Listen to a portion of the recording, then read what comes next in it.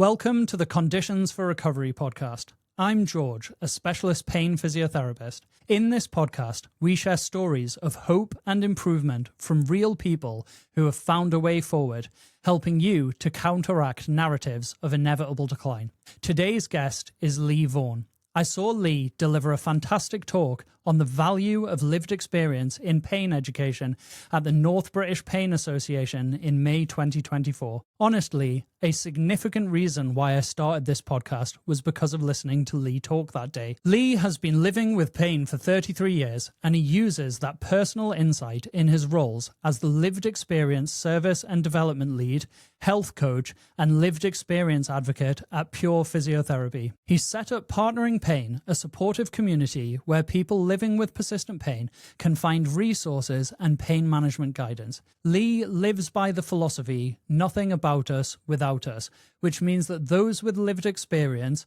are the true experts who should be at the forefront of research and education. He aims to be a beacon of hope for others navigating these experiences, and he was absolutely a beacon for me when I was figuring out the vision for this podcast. Hi Lee, thanks for joining me today. Good afternoon, George. Thank you for asking me to be on. And I never knew you were in Edinburgh, so that's made me smile. Thank you. No worries at all. Well, yeah, I really enjoyed that day. And as I say, it started this whole project. So thank you for talking that day.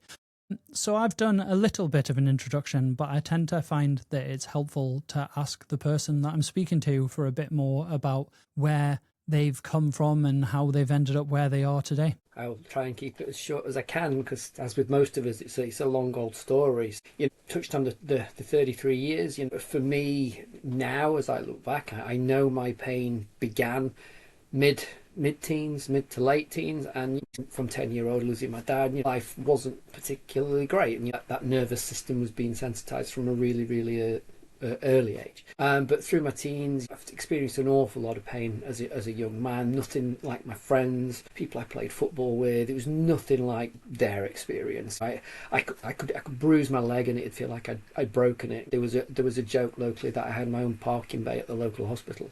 I was there every Sunday after football, but I could play a game on a weekend and I couldn't recover before the following Sunday. It was 7 days of pain, which as a young man it just wasn't right. So, quite clearly, I spent an awful lot of time with healthcare professionals being told, oh, it must be a groin strain, or it might be a hidden hernia, or you've got one leg longer than the other, or the list went on, never really coming to any conclusion. And by the sort of age of 21, really struggling with low back pain, really struggling with the coccyx in that area. And as simply told at that point, you're just going to have to learn to live with it, man. We all have bad backs. I know we'll probably touch on that later. That's not a nice thing to say to somebody, and we need to watch that language. It continued through my 20s, an awful lot of pain in my low back and hips, and actually by the age of 28 I ended up having to have my hip resurfaced. Finally, when they did decide to do an x-ray, and they'd found that the hip was blown, completely shot, which was the language, which is not nice again, but I was on the operating table within 4 weeks, and I had my hip resurfaced. With a little bit of a false promise of it will help your lower back pain too. It will also help, which it didn't. The hip pain recovered, I was okay, and I thank the NHS for that operation because I've never really had any problems since. But the low back pain just became more prominent. We'd sorted one, and now all of a sudden, right, I can hear that one a lot more now. And it progressed. Life stopped. I stopped doing things I'd been told after the hip operation. You mustn't run, mustn't play football, don't do anything too exerting, cost 50 grand this operation. You don't want to damage it. It was, okay, that really sort of put me about a little bit. And we fast forward that, I think, having had 2 kids and got through to the age of 47, and life had become unbearable, George. I was in significant pain, and I'd had a really terrible incident at work, which I'm still dealing with the PTSD to this day, and the CPTSD from childhood as well. But what seemed to happen from that point is that seemed to be a catalyst for everything to get really out of control. The pain that was hard became something else. I became someone else. I became I became a person that people didn't recognise. I was filled with rage and fury and anger, and I wasn't the dad I wanted to be, I wasn't the husband I wanted to be, I just wasn't the guy I wanted to be. And by the age of 47, I was signed off work, long-term sick, and I was staring down the barrel of ill health retirement, I'm afraid, at that point. Not particularly being supported by my employer, in a world of pain and fatigue, the anxiety, depression, my mental health was shot, and I was taking a minimum of 28 different sort of tablets a day. I was on the whole pick and mix to not manage pain and everything that came with it. And then I found a pain management program, which I think I'm one of the lucky ones, George, because I was a really good one. I've actually been back to see them today. I'm the advocate that comes in on week 7 and talks to the cohorts, which is great that the NHS allowed me to do that. But that was the turning point. It was, I think, looking back, it was last chance saloon for me. When you're armed with 28 tablets a day and life is a living hell, there's other things you can do with those tablets. So that was a real turning point for me, and I think that's where that story, that part of the journey, that 30 years that's where we turn the page. Mm-hmm. Really, thank you for sharing that. And it's really interesting what you said about the last chance saloon, because I think a huge number of people feel that that's what pain management is. Well, all of the legitimate stuff has failed, so now we need to go and do the nonsense. And that isn't what you implied, but that is something that people imply quite often, is that there's the kind of real medicine approach, and then there's the stuff which is people being fobbed off. And from what you said, you've got this very clear picture of, oh, well, I'm not managing incredibly well. I've had this long-term issues, multiple issues from a young age, and then they've progressed, and then they've progressed, and then they've progressed. But as the worsening, the deterioration of your mental health, the deterioration of your quality of life, the deterioration of your identity, not being the person that you recognized, that's when that PMP was potentially exceptionally helpful. And I wonder whether, because people often say, oh, you know, it would be great if I had been offered this earlier. How do you feel about that? Do you feel you would have been ready for that, say, 10 years earlier? And I've been asked that question before, and I think the answer, quite honestly, is no. No, I think no. I went, at the end of the day, a little bit kicking and screaming. You know, sort of like you said, it was almost like, well, there's nothing else. I look back and think, well, nothing's working. Maybe I just give this stuff a go. So I went very hesitant. I really had a lot of doubt about it. I just thought, you know, mine's real pain. I don't understand what's going to come of this for me. But I hate to think people have to go through so much to get to that point, for it to be the point. But I think, you know, we are all incredibly complex. And my reflection these days is, this, whatever it is with the way we work, the person has to be ready for it. And that is very individual. It doesn't mean we close the door on people. I often, when I speak to healthcare professionals or health coaching teams or even patient groups, I say, you know, we can plant as many seeds as we like, but they won't always germinate. It may take a year, it may take 2 years, it may take a long time for seeds to germinate. But if we don't plant them in the first place, they have no chance of ever doing anything. And that's this philosophy I take, even if someone is really switched off. We don't close the door. We can't close the door. But if the time's not right, can we just try and create a little bit of curiosity? So for me, had it been 10, 15 years ago, maybe my journey was that I'd got to tick some boxes off first. One of the recurrent themes of conversations that I'm having on this podcast is that people will often say that they were close to rock bottom or that they'd reached rock bottom. And one of the emerging hopeful roles of this information is there a way of people listening to these discussions before they hit rock bottom and go, well, hang on a minute, this worked for that person and it worked for that person and yada, yada, yada, multiple people. Maybe that skepticism, I'm still going to hold that skepticism. I'm still going to feel, as you said, maybe that I'm slightly kicking and screaming, but actually that I am simultaneously just a little bit more curious and a little bit more open to the possibility that this could be beneficial. And I think it's interesting because nobody wants to hit rock bottom before they change their approach, do they? And you've already mentioned quite a lot about the unhelpful language and the lack of ambiguity, the false promise, They're being told things very concretely. And I thought it was interesting about all of the warnings about what you couldn't do after having that surgery, because there is this tendency to protect the work, the surgery, over the quality of life of the person who's had that surgery.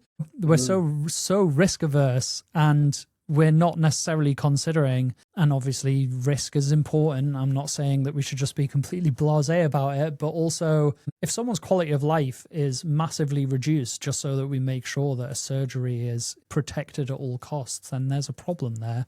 But there's this importance of language when it comes to all of this, which comes through time and again, which is that ambiguity is much more significant. Nuance is much more important, especially seemingly when it comes to working with people with that pain that isn't responding to more simple solutions.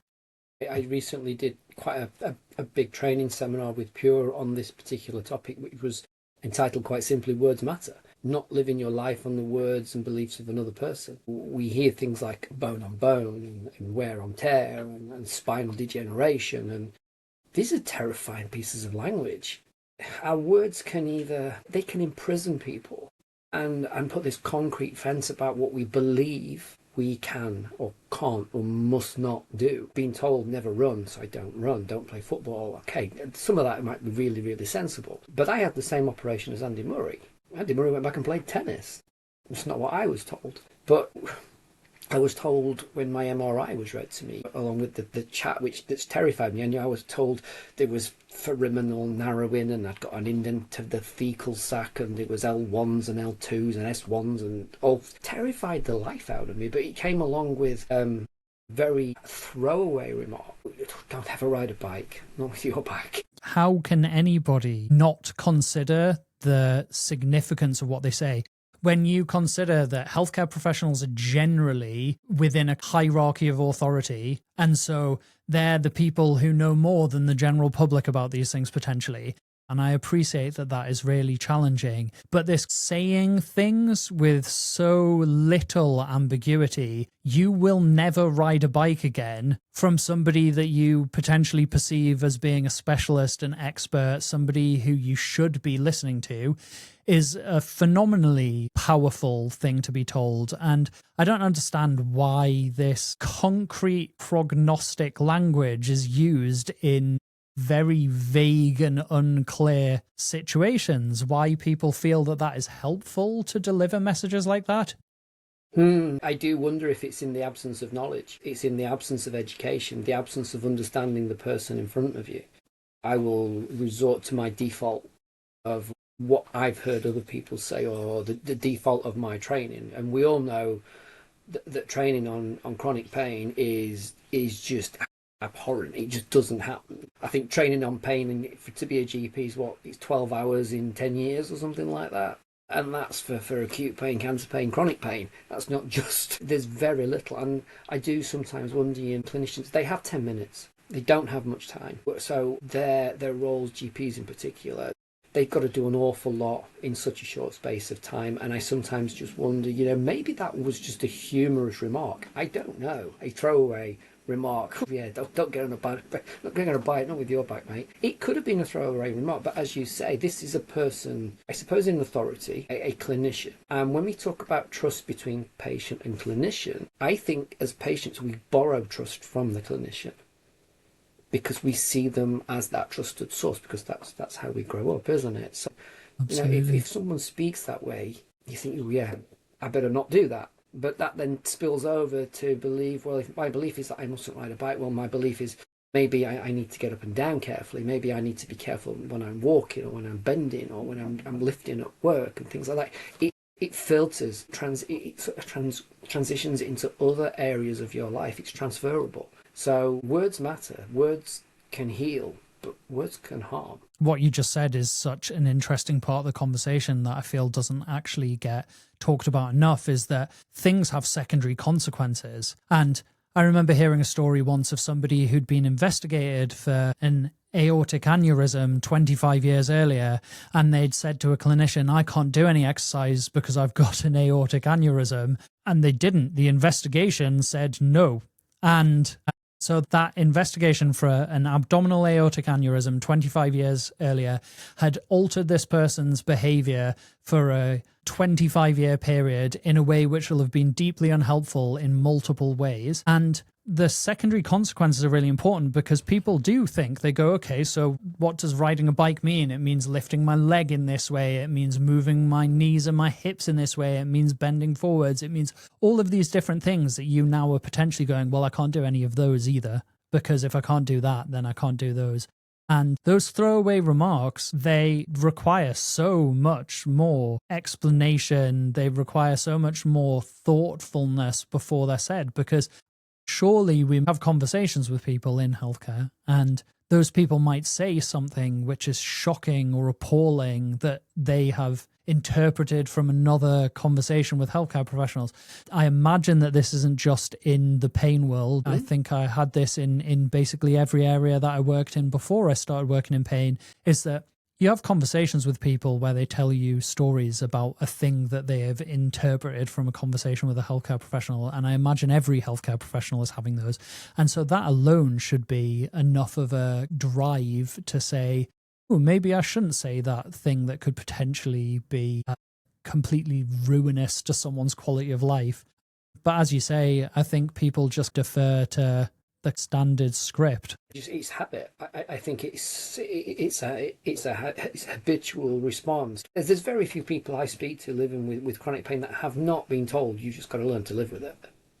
But what does learn to live with it feel like to receive? You know, Resignation. Yeah, when you're told as a 21-year-old young man, you're just going to have to learn to live with it. My mindset then is, as bad as I feel right now, this is as good as it gets. And that is a pretty awful room to find yourself in. And that is what that line means. And it's used over and over and over and over again for decades. And it's not given in malice. I don't believe in the vast majority of conversations it's not given in malice. I think it is just a habitual default of, it's just something you've got to learn and live with. And no, it's not. No, it's not. It's much more than that. And we need to think very carefully about what we say and how we say it. I couldn't agree more.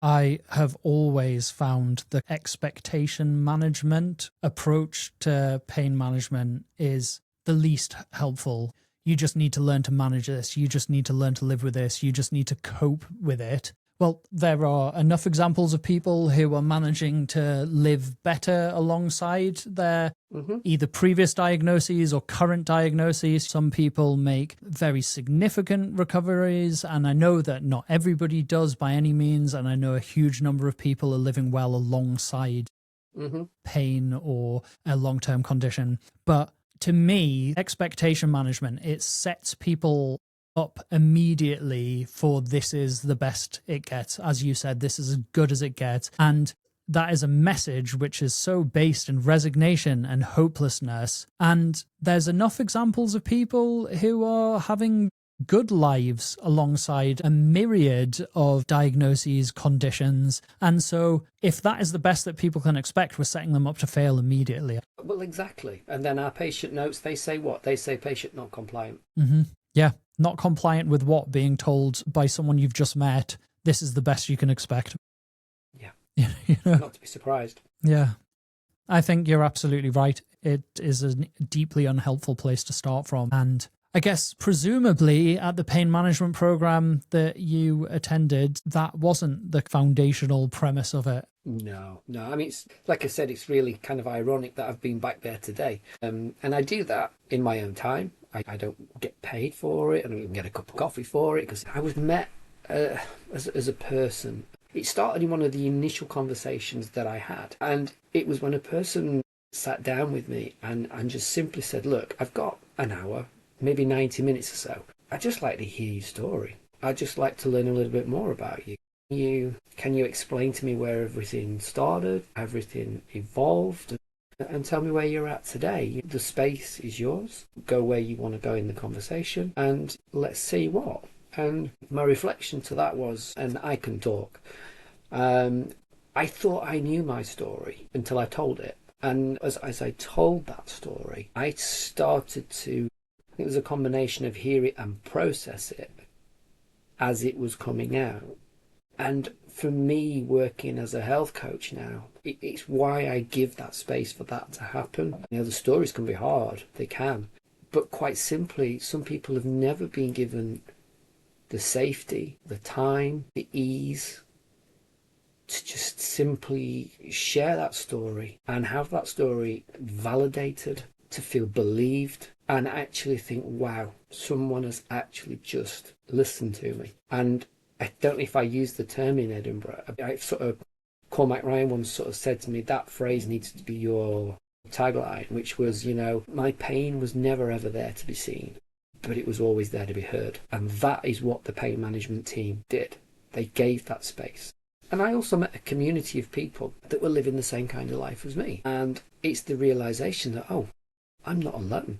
I thought it was just me that this happened to. I'd never realised that there were all these people struggling with this just like I am. And I think that is incredibly underestimated as an intervention in chronic pain. Finding your tribe, finding your peers that don't judge, they do validate. And there's that instant recognition of how difficult things are because you've just spent a lifetime not having any of that.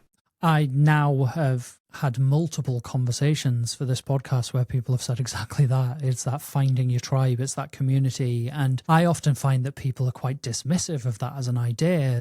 I don't want to go and be in just a complaining shop where everyone says how terrible their life is. And I always go, well, I think that there is artful ways to run these sorts of things, and there are ways which descend very quickly into the loudest and most unhappy voice being the dominant narrative in the space. And I think this is something that needs more thought as well, is how do you make those community spaces actually feel valuable to the people that you're encouraging to join them? So often people say, actually, when you find that right group, the group isn't necessarily the right thing, that right space where people can support each other, peer support, community becomes a genuine reality, then that actually is one of the things that leads to people feeling that they're managing better. And again, something else that you said, that initial feeling listened to and validated, being able to give your story. I've been seeing an awful lot recently of back and forth about new forms of pain management treatment and the idea that one particular technique is excellent versus another particular technique. And I just come back to the idea that actually this is so individual that we should never be saying, well, one protocol is the only thing that works, because actually we need to meet the person and hear their individual story and then cater how we try and work with them to their individual story, rather than just saying you fit in this box because everyone fits in this box. And I think there is this tendency in a huge amount of healthcare to just want to protocolize everything, to come up with the right program that we can just roll out to everybody. There's a real error in that when it comes to trying to support people living with long-term conditions, because they're always so uniquely personal. Completely agree. It's like having an old knitted sweater. There's going to be lots of threads to pull, and each are going to go a different way. Each is going to create some sort of different kind of whole. There's some great work coming out in terms of ACT, CPT, PRT. There's all these kind of things, cognitive functional therapy. It's all fantastic, but it all requires you to be a therapist, because that's how it ends. I'm not a therapist. I'm aware of ACT and PRT, and I work in a way that just maybe embodies all that. And I just go, like you say, you meet the person where that. If we're wanting to impose a therapy on someone, then surely we're imposing our view on that person. Whereas if we meet someone where they're at and we allow that river to meander wherever it needs to go for the person, then you will find whatever it is. And it doesn't necessarily have to be a therapy. It is a combination. It's a connection. It's a little bit of education. And that is what meeting the person where they're at is all about. It's about putting people in boxes. I mean, crikey, if you try to put me in a box, you need an Amazon warehouse. There's that many of them. I agree is that we shouldn't just be thinking your ACT, your PRT, your CBT, There's this whole thing around fibromyalgia. It's one of the most commonly diagnosed things when I speak to people, and many people I speak to haven't even had the touch point assessment. It's just a case of, well, everything else was ruled out, so it's fibromyalgia. But the moment you put someone in a fibromyalgia box, then that fibromyalgia box comes with a set of instructions. And this is how we treat you, because you've been boxed as fibromyalgia. And many people will sort of say, well, I've often had how my changes of symptoms dismissed because it's like, that's just your fibro. So we have to be careful. I know that a lot of patients want diagnoses. I get that. Personally, I'm past that. I could have all kinds of diagnoses. But personally, for me, that was part of how I moved on. I stopped wanting a badge. That was key for me. But if we're going to seek to diagnose one of the biggest things that's common in persistent pain, then maybe healthcare professionals and people involved in this pathway need to actually start learning what neuroplastic pain is and nociplastic pain, because maybe we can feel confident and speak to people about, I think there's a neuroplastic element to your pain, and that's great news. Because actually, with neuroplastic pain, we know it responds to a completely different way of working. And that involves health coaches, involves social prescribers, it involves a different way of working. But we know it can change, and it can change for the good. The core thing is we know that it responds to a treatment. And the challenge is there's so many things that you've said there that are important. So the first one is there is this determination to box everyone in, and some people really need that and some people don't. But as you said, once people are diagnosed with something like fibromyalgia or functional neurological disorder, I see this every single day in my clinical practice, people going to their GP or going to A&E with completely distinct new symptoms and being told almost immediately it is your fibromyalgia or it is your FND. And that isn't reassuring. I made a video a couple of years ago about whether saying something is reassurance enough, or whether we need to actually explain why it's reassuring. I saw someone who had post-viral, post-nasal drip be attributed to fibromyalgia. I've seen somebody who has had persistent vomiting attributed to fibromyalgia with no investigation. I appreciate that functional vomiting can exist. I'm not suggesting that it can't, but with absolutely no attempt to figure out whether there's anything else. It is potentially very helpful and potentially totally unhelpful. And when you see the narratives, the discourse that surround fibromyalgia on online spaces so often, it is potentially a terrible sentence to be given. People think it's a life sentence. Well, everything that I've ever heard about fibromyalgia is that it just gets worse and that nobody knows anything about it and nobody knows how to treat it. I hear this from people all the time. I ask people the first time I meet them if they have fibromyalgia, what do you understand about fibromyalgia? Not what the symptoms are, but what you understand about the underlying process. And a huge number of people say, nobody knows anything about it, nobody knows how to treat it. And I'm like, well, actually, there are plenty of things that people know about it, and there are plenty of things that are helpful for someone living with fibromyalgia, and it is just really awful that that narrative is the one which seems to get to people so early. But also, it goes back to what we were saying before about expectation management. That is very much based in the idea that these things have no treatment, and when you understand that actually they do respond to things, but they respond to very different things to the things that people are expecting than the things that people are used to, is where you meet that. It goes back to what you were saying before, that resistance that I'm not in a place. And at the time, an awful lot of the time, that person thinks they're being fobbed off, they're angry and frustrated and upset about it, but actually potentially planting that seed or potentially trying. I often feel like a huge amount of my role is to try and help people. I remember having a conversation with someone once about how our job is not to persuade people, and I think that it's not to persuade someone who's absolutely not interested at the time because it's not the right time, but they need to understand why we're suggesting the things that we're suggesting. And I think that that is so far away from what people's conventional expectations of healthcare is that sometimes can take a number of sessions to get there. Yeah. And I work as a health coach. I'm not there to diagnose, I'm not there to discuss medications. And some of the most effective health coaching conversations I have, we never talk about pain. We don't talk about diagnoses. We talk about life. We talk about those psychological and those social determinants that person's struggling with. And because that's what matters to them, we invite people to say, what would you like to think about today? What would you like to talk about? We have an hour. What would you like to talk about?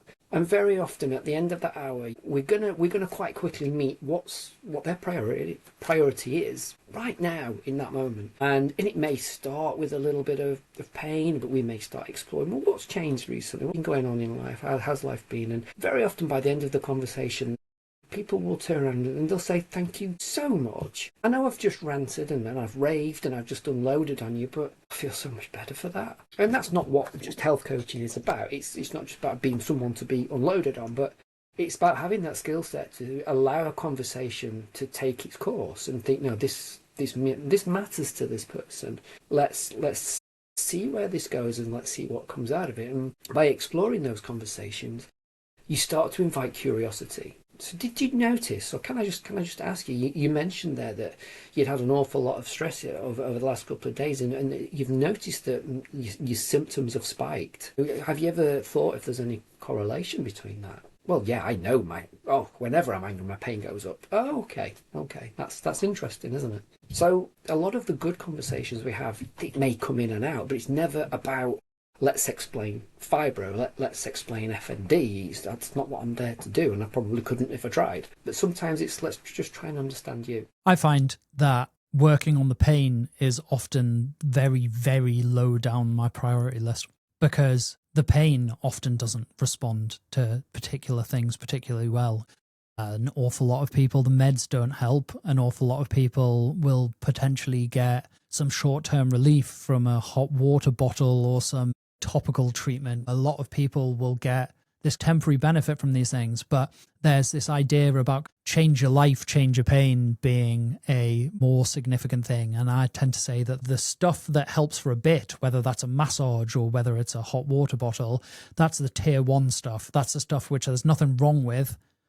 There's potentially something wrong with if you believe that it's going to lead to a cure. If I just have 700 massages, then eventually I'll be better. But the bigger stuff is working on the secondary consequences and working on the things that triggered that situation in the first place. And so when you invite someone to explore with curiosity the role that stress and anger plays in the way that they experience their pain is often much more helpful than saying, have you tried taking paracetamol 4 times a day? And I think that is interesting because there's very clearly this huge increase in coaching as being a useful approach in pain management. And I think it's probably partly because I find that coaching's a lot more open to the idea of individualizing. It's much less dogmatic and it's much less rigid maybe. And so just finding out what that person values and then trying to find a way of moving forward and increasing their participation in the things that they care about, that often has such a profound impact on people that all of the you must follow this 10-step program is sometimes maybe not quite getting right to the same degree. So yeah, I think there's this element, isn't it, that a lot of the people are in healthcare because they care, but a lot of what we get may be deemed advice, which is not what coaches do. But advice is instructional, and what we do as coaches is we're invitational. We invite people. Many people are living with trauma, and instructional language can be very destructive. If you have trauma in your background, you should do this, you must follow that pattern, you need to lose 5 stone in weight, you need to walk more. As coaches, we work invitationally. It might not matter to that person. What is it that matters to that person? It might be that they just want to be able to get out into the back garden and to do some steps in the garden. So it's that switch from instructional to invitational language. Because if we invite someone to consider a different way of doing something, then it becomes their choice. And if it becomes your choice and you see a benefit, you will repeat. The most effective things we learn are the things we choose to do. And that for me is why advice has a place, obviously, in certain parts, but why coaches work in that invitational way, because it shifts very subtly the responsibility for taking action to the person. And as coaches, we're very good at saying, you did How do you feel about what you achieved there? Because that's your decision, it's your choice. You're no longer the passenger on the bus. You're driving the damn thing. How does that feel?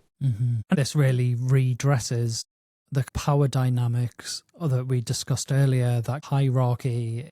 I often say to people that my role isn't really to give them advice. Nobody takes advice unless they'd already reached that conclusion themselves.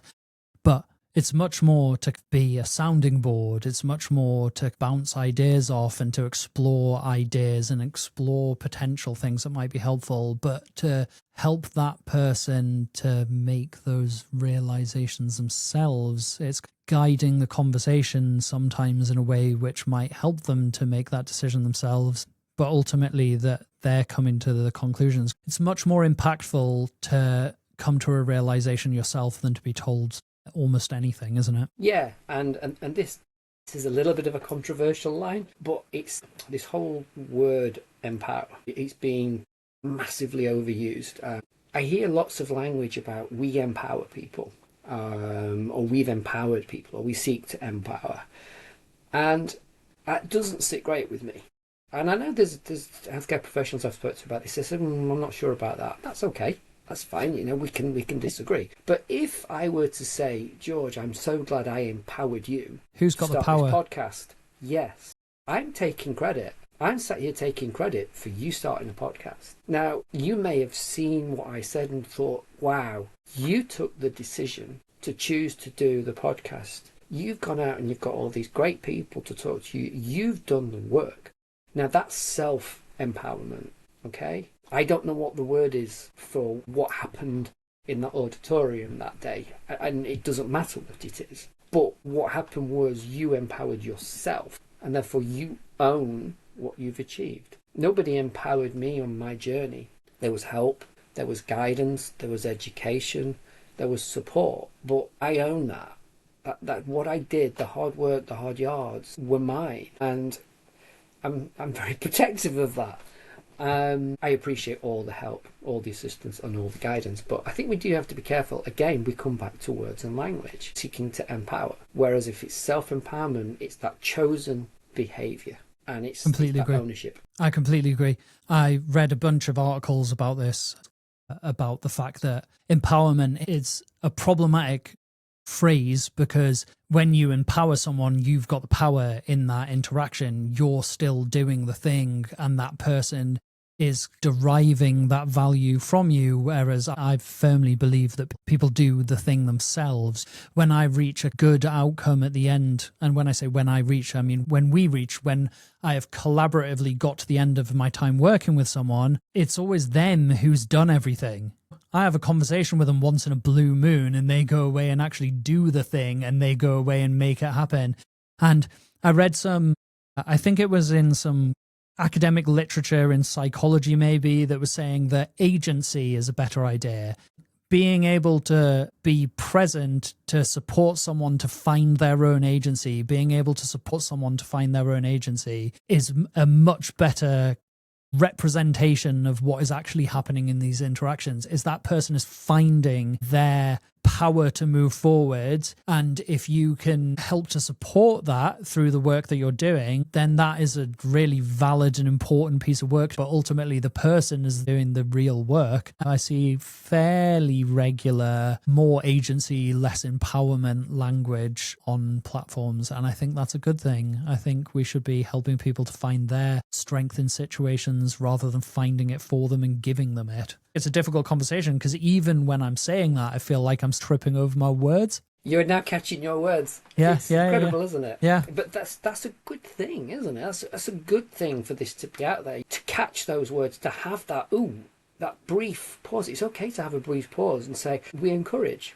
We don't empower, we encourage, or we guide, whatever. But yeah, it's really important, and I do love bringing this language stuff in because many people have come up to me afterwards and said, you really made me think about some of the stuff I say, and I'm going to try and catch that, and I'm going to try and change it. And I think great, because that will change, because like we said, this self-empowerment, that autonomy, that shifting of locus of control to the person, the agency, that's what sustains change. That gives change longevity, because you own it, you did it, you created it. You're right. There's actual transformational, I'm on a different path now stuff, and there's I use a heat pack 4 times a day stuff, and they're not the same thing. And the heat pack 4 times a day is fine if that gives you a bit of relief when you're really struggling. I'm not discouraging people from doing that at all, but I now feel more in control of the way that I live my life than I did beforehand, and Yes. I got to that myself. That is an incredibly impactful thing, and that is a foundation to build so many habits. It should be at the core of what everybody that's working with people with long-term conditions probably should be aiming to do. Completely agree. One of the things that I was going to ask, so you went to this pain management program. Let's say it was 6, 8, 12 weeks long. At the end of that period of time is not the Lee that I am speaking to today. Presumably there was a journey from that point. And so would you say that that was a catalyst? And then how did you go from that to becoming somebody who's really actively involved in trying to support people living with long-term conditions? Working again, you mentioned before you were on the cusp of just accepting I'm retiring because of my health as a young man. So what did the journey look like in terms of from that point of, hang on a minute, this potentially can change, to now? And I've only reflected on this today with the pain management guys. This was only just over 4 years ago. This is recent history. Yeah. And when I say that, I get a little bit of a shudder because I think, oh, wow, that is a long way. But it was a 9-week PMP, and I came out of that pain management program and I didn't want it to finish. And I think the important thing here is, George, and I hear people like Lorimer and Tasha Stanton talking about this, about I was beginning to gather credible evidence. My brain was beginning to gather credible evidence. I was having experiences that backed up some of the stuff I was hearing, some of the stuff I was becoming curious about learning about. The pain management program. I hear so many people go to pain management program. It's injections, it's interventions, it's medications. Never went anywhere near that. They taught us how to do qigong. Some of the clinicians wrote mindfulness stories, and one in particular was read out one day. And I sort of sat there and thought, oh my God, I'm a 50-year-old Yorkshireman, I don't do this kind of stuff. But the nurse that day, she wrote it, and she turned the lights down and she read for maybe 5-10 minutes. And in those 5-10 minutes, something extraordinary happened. It was like someone had just found the volume button and they just knocked it down. They turned the dial down. I'm not going to say pain scores because I don't agree with pain scores.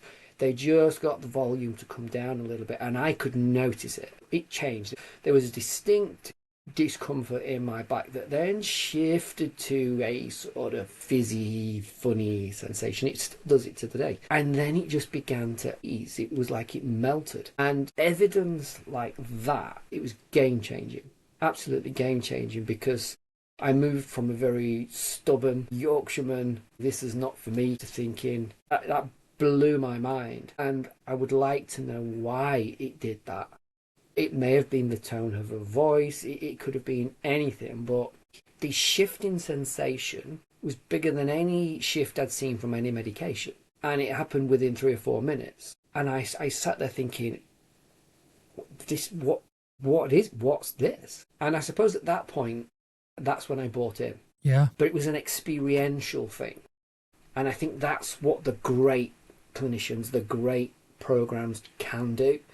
The experiential stuff, because I believe with the whole DIMS and SIMS theory that if we can start to build credible evidence, if we can identify what activates people, but also what soothes a person, and draw a person's attention to what activates and what soothes, we're starting to build evidence. We call them the glimmers and the triggers. And very often I will say to people, what might a day feel like if there were more glimmers than there were triggers? And they will very often say to me, well, that would be a good day. I'm not going to tell you how much, how many, or what, but people will then go away and they'll explore what that is. We've made them curious, and that's happened to me. I wonder what it was, almost as if it's addictive, George. Recovery can become addictive. And I remember speaking to Fiona Symington about this, and she sort of said to me, just be mindful. You're coming through at a rapid rate, young man. But be mindful, this can get addictive, and it can become counterproductive. And I did stumble a few times with that. And from there, I decided I wanted to keep this community around me. I was selfish. Well, yeah, because I noticed that having a community of people around me that got me was just terrific. So this is where the Facebook group came from.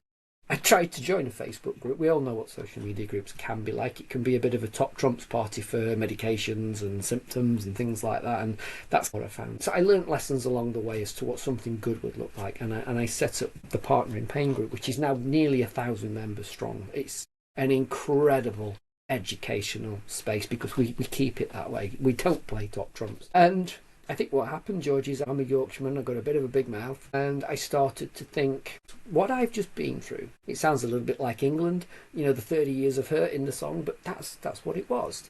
This mustn't happen to anybody else. I've got kids, I've now got grandkids. We have to change the landscape because people can't go through this, and I'm this living evidence that this stuff changes and it can work for people, and I'm going to shout about it. And I was told, you've got to be brave if you're going to stick your head above the parapet. And I said, it's fine, I can do that. But right from the start, my goal was to always be authentic, to be an open book. And I'm very, very, very, very open about, not necessarily the full story, because the full story can be very hard to hear. So that's not done so much. But I'm very, very open about my emotions, how I feel, the journey that I've been on. And I'm told that comes across really authentically. And I think I did a radio interview locally about this. I'm not quite sure how I even got on it, but I did.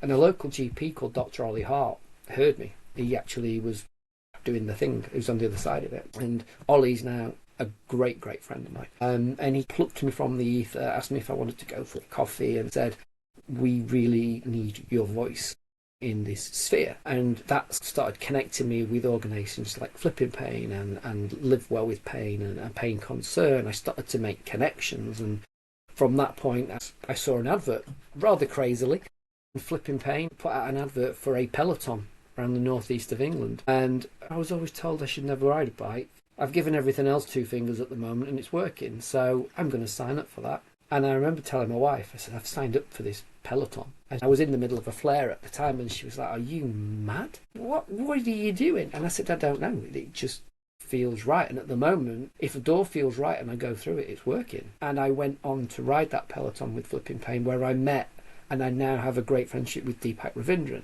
I got to meet and spend a week with Lorimer Mosley, and I've met him again since. Spending a week with these guys is incredible. But I also met a small group of friends that are still my friends today, that lived experience, people who took part in that peloton, a small cohort of us, and we joined that ride together, and I'm still friends with them today. And I think it was 9 months after we rode around North Yorkshire and the Tees Valley, the 5 of us rode across Britain on the coast to coast, and we raised several £1,000s for Pain Concern. We were proving to ourselves that we could be comfortable with being uncomfortable. So I think as my voice presence grew, and I now work with Ollie Hart at Peak Health Coaching in Sheffield, so I deliver pain education with Deepak Ravindran, and that's just incredible.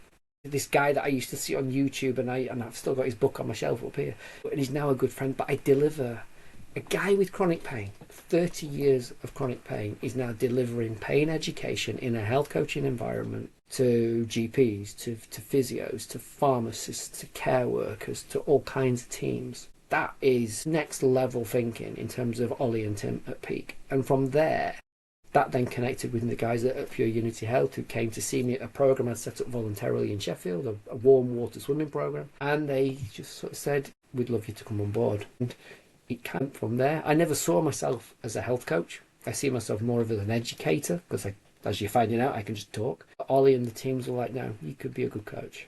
And I'm beginning to start believing that a little bit now. And a reflection these days now, George, is the thing that held me back for 30 years is now my greatest asset. And that's where I find myself today. I take very little medication.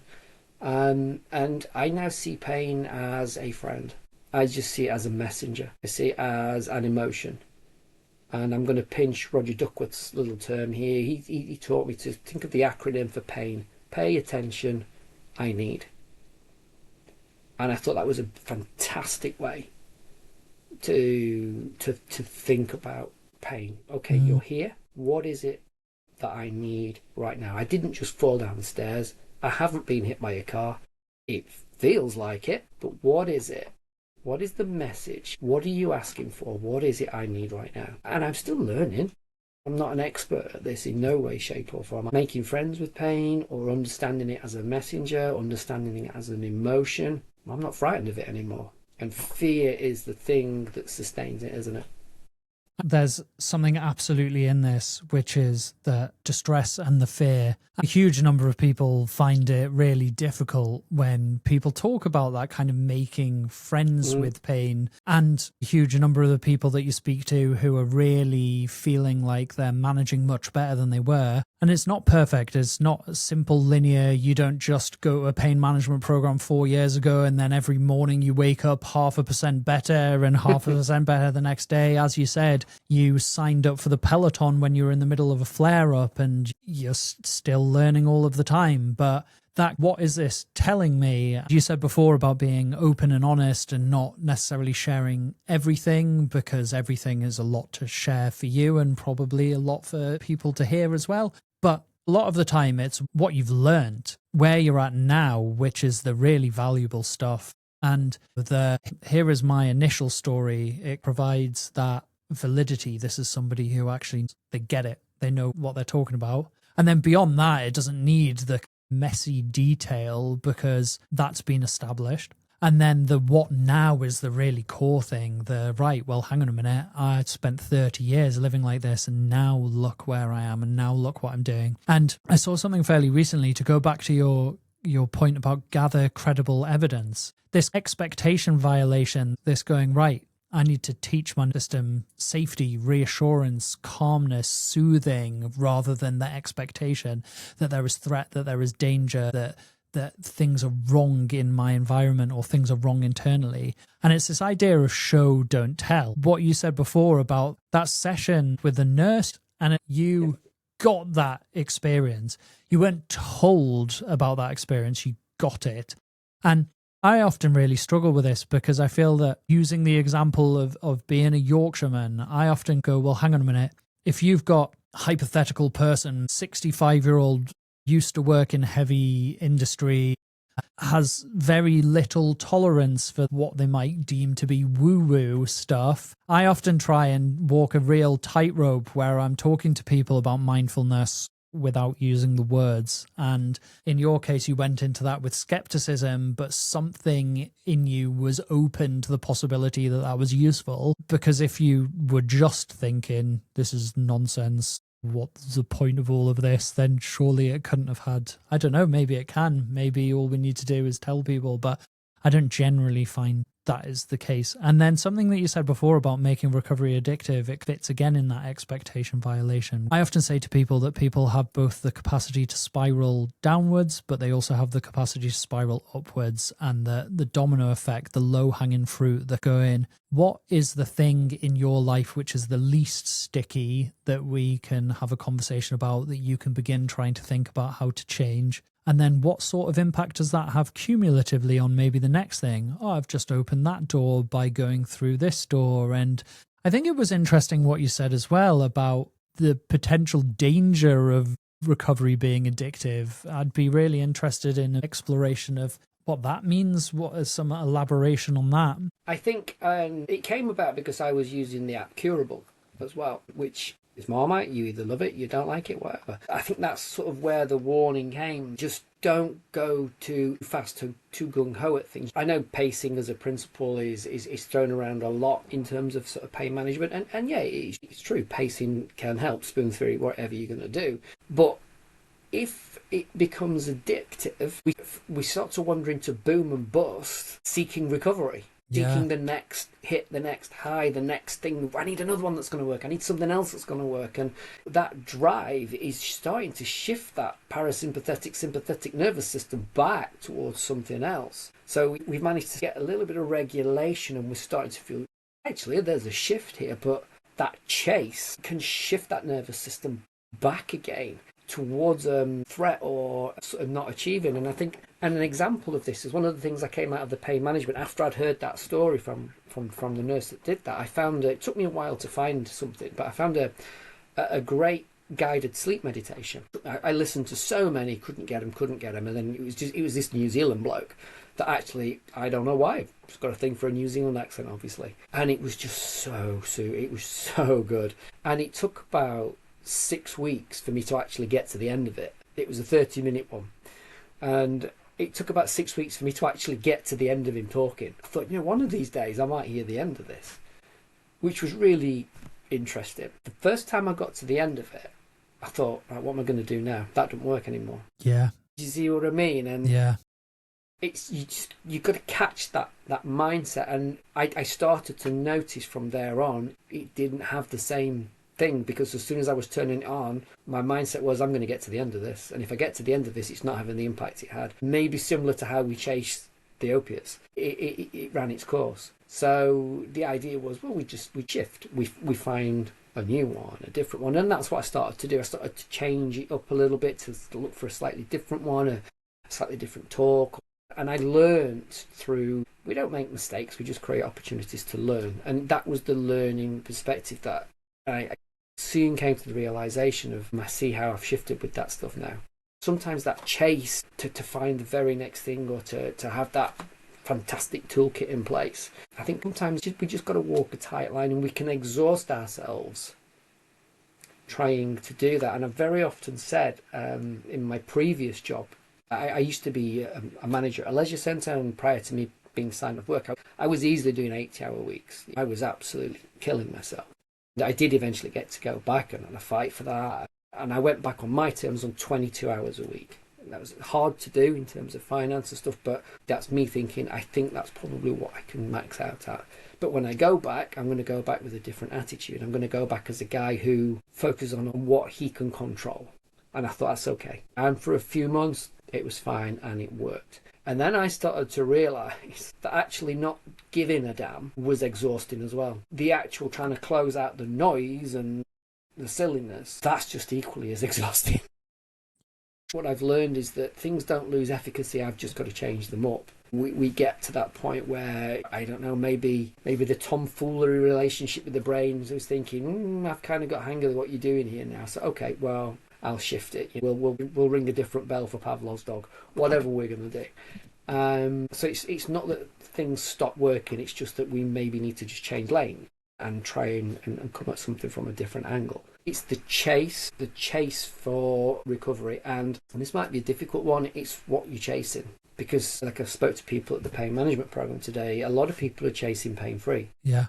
And if that is your chase, that's fine. If that's your objective, that's fine. We are all different. But for me, what I learned with it was, it's a little bit like rocking up at an athletics track. And I say to the coach, I want to learn the high jump. And he says, oh, great, fantastic. There's a 2-meter bar. Off you go. Yes. Okay. So for me, it was a case of, can you teach me where I'm going to stand to start my run up?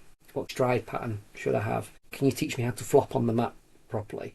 The bar doesn't come into things for a few months. And for me, taking that approach of having the aspiration to turn things down meant I would probably encounter more successes on a daily basis than if I was chasing complete eradication of symptoms. It's really important, what you've just said, for a number of reasons. The first one is that perfectionism, lack of self-compassion, and having really rigid self-expectations are all themes that you see over and over again in the pain management world.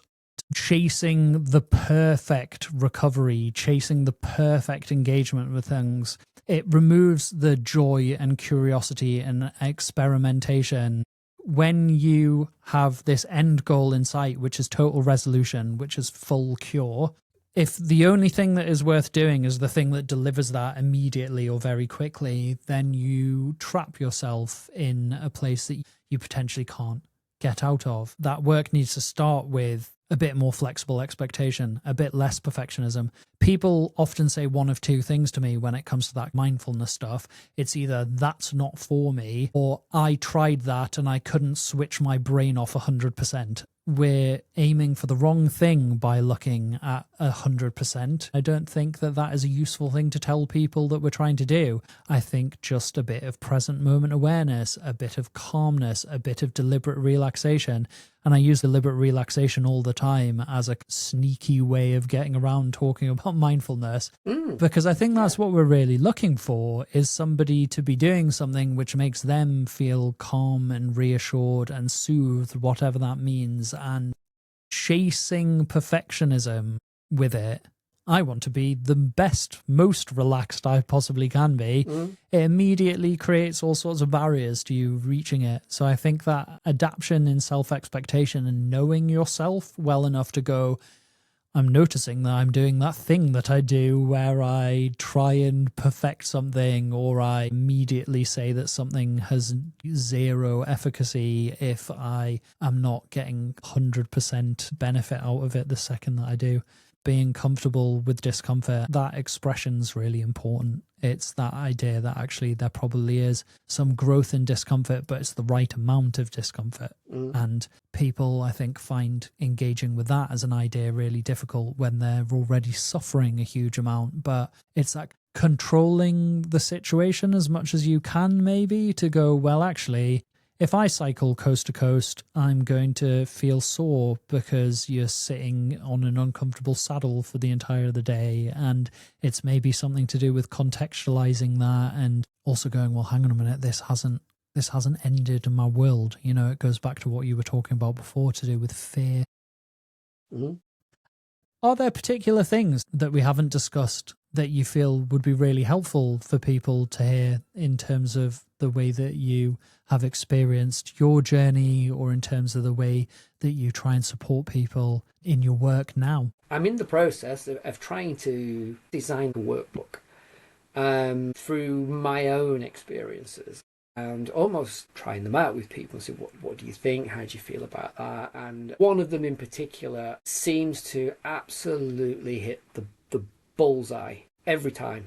And I was like, well, this is just the way I live. And I've tried to articulate it, if you like, to see if anybody else feels it, gets it. And I've had patients actually taking photographs of the PowerPoints and taking it away. And it comes back to what you were saying before about listening and understanding pain as a message. I get that it's difficult to think about pain as a friend, but pain as a message, I think, is a great way to think you pay attention. I need. And very often in chronic pain, the thing that stops us is pain. We hit the wall, we hit it hard.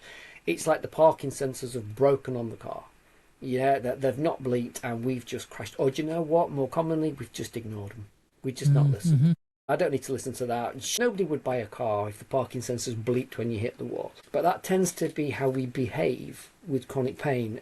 In the early days, and when we're getting frustrated from it, we just, we hit that wall. And there's that adage in life that, you know, if you don't pick a time to stop, then your body's going to pick it for you.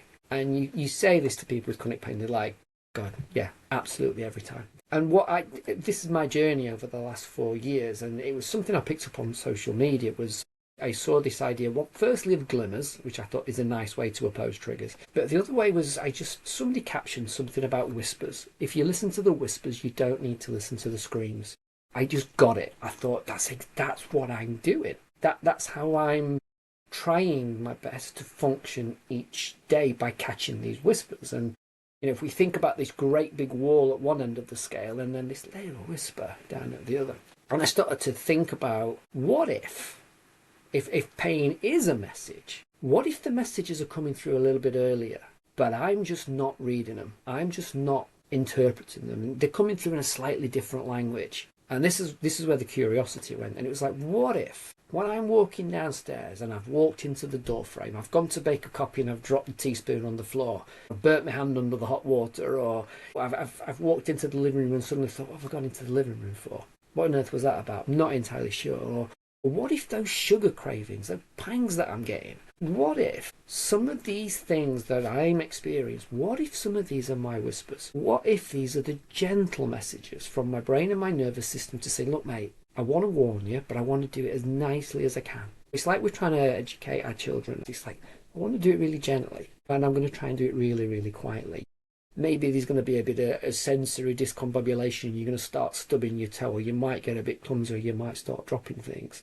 or you might get a little bit brain foggy. But if you're not listening to this, then a little bit of irritability starts to kick in. We start snapping at loved ones. We have no concentration. We can't focus on what we normally do. We start zoning out. You're typing on the keyboard and you're thinking, I'm hitting every other key wrong. What's going on? And you can feel it. You can feel it growing. And I started to work on, well, what if I can not only figure out what the whispers are, what if I can find out what order they come in? What if I can play with that? And what can I try to do to find out what that earliest message or group of messages might be that I can listen to, and I can choose to stop, pause, self-check, self-care, whatever it is, then, because then I'm not going to hit the wall. If I listen to the first bleeps of the parking sensors, I ain't going to hit the wall. And it's a process I'm still working on, George. I've got a lot of the whispers. Still not convinced I know what order they come in. I think I'm working backwards, and I'm getting towards what else could be right down there. And it's just a curiosity approach. And one of the early ones is when you're writing, or you're trying to write an article or a blog, and you're just like, this is just not coming out. I just can't quite. There you go.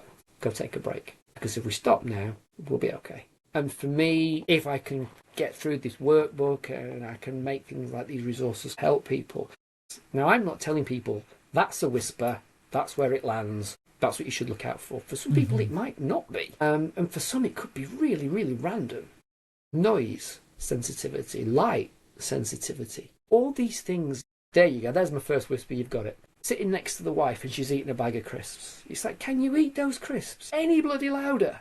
Yeah. It's not her eating the crisps. This is me, and I am beginning to start pouring from an empty cup. If you can catch that, if you can self-check at those points and catch those early warning signs, my question again, going back to the glimmers, is what might your day feel like if you can catch some of those things really early? And the answer usually is there's going to be a little bit more space in my life. And I think there is something really key in this, which is that every time that we ignore that parking sensor, we're reiterating expectation. So every time that we ignore our triggers, we're reiterating the normal state of being pain, being discomfort, being frustration, being distress. And what you said before, that you're not telling people what their whispers are, you're raising the point that they might have them. You go and figure that stuff out, because it's going to be different for everyone.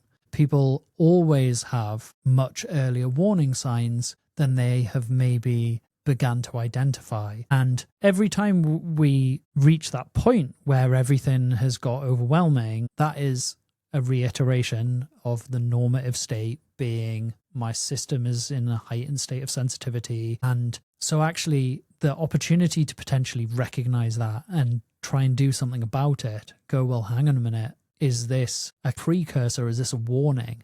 I was thinking while you were talking about that on more modern cars, they don't just have the parking sensors, they also have the little icon which has the green and then the orange and then the red, and noticing the green is the thing.